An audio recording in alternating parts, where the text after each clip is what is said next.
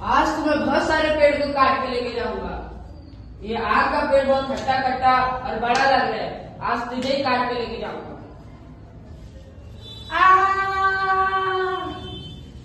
फिलहाल तो मैं भी थक गया हूँ, खाना खा के आऊंगा और सारे पेड़ को काट के लेके जाऊंगा।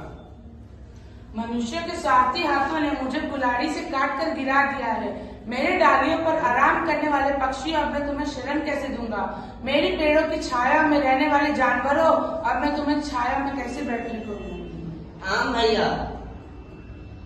हाँ कौन? शीशम भाई, आओ आओ। अब तो मैं तुम्हें गले से भी नहीं लगा सकूंगा, मेरा शरीर टुकड़े टुकड़े होकर पड़ा हुआ है।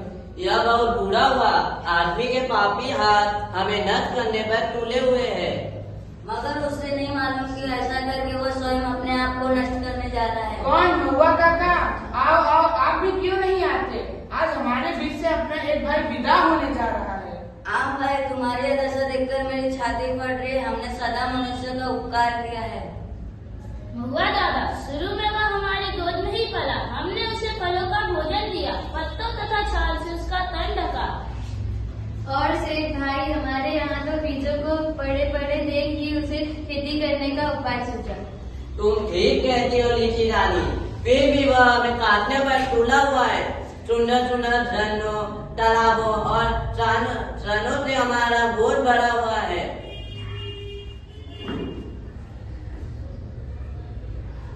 लो, पीपा बहन भी आ गई। तुम्हारा यह हाल सुनकर मुझसे रहा नहीं गया।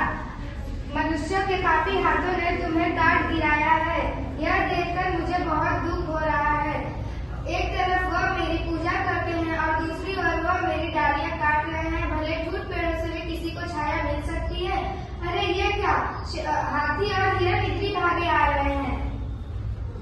घने जंगल ही हमारे घर हैं।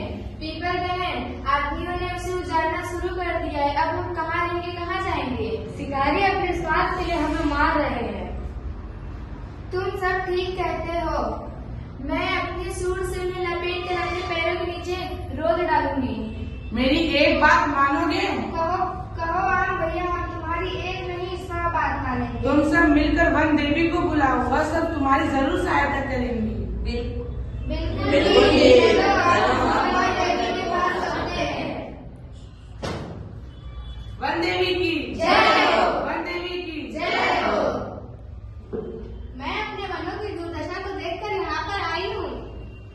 वन देवी, हमने मनुष्यों के पालतू जानवरों को चारा दिया, रस भरे फल और उनके काम आने वाली जड़ी बूटियां भी दिया, लेकिन वह, जब तक तुम मनुष्य से डरते रहोगे तब तक वह तुम्हें कुचलता जाएगा।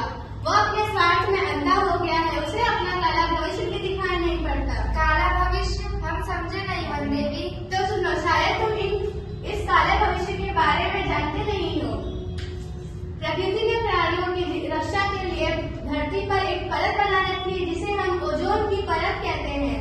अच्छा, मैं तुम्हें इन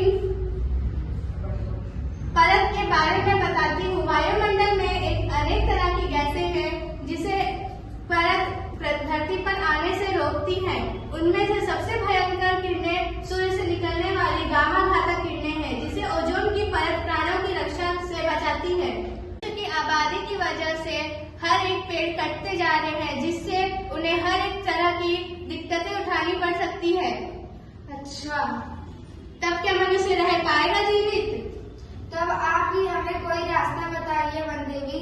मैं तुम्हें एक उपाय बताऊंगी, जिसकी वजह से मनुष्य तुम्हें न काट कर तुमसे ज्यादा पेड़ लगाएंगे। वन देवी चाहेंगी तो मनुष्य अवश्य समझ जाएंगे। भागो भागो, आराम आराम तो हो गया, और तुम सारे पेड़ को काट के लेके जाऊंगा।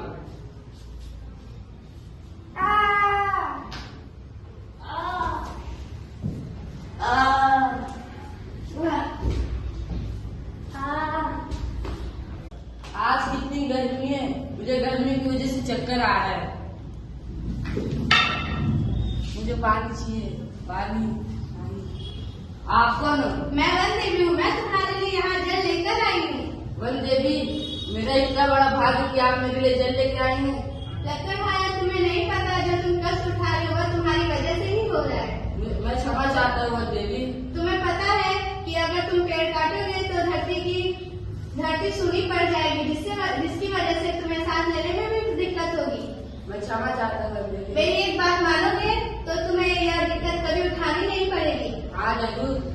तुमने आज तक जितने भी पेड़ काटे हैं उससे 2 गुना पेड़ लगाओगे और हर एक व्यक्ति को बोलोगे कि वो भी पेड़ लगाए। मैं आपको वादा करता हूँ वनदेवी कि मैंने जितने भी पेड़ काटे उससे दुगने पेड़ लगाऊंगा, और जो भी पेड़ काटते हैं उनको भी कहूंगा कि पेड़ काटना खराब है।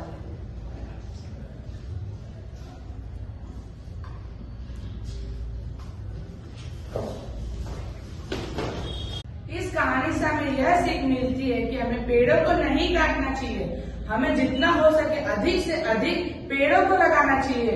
हमें हमारी धरती को हरा भरा रखना है और ओजोन परत का महत्व समझाया गया है, जिस कारण हम जीवित हैं, और हमें प्रदूषण को भी कम करना है।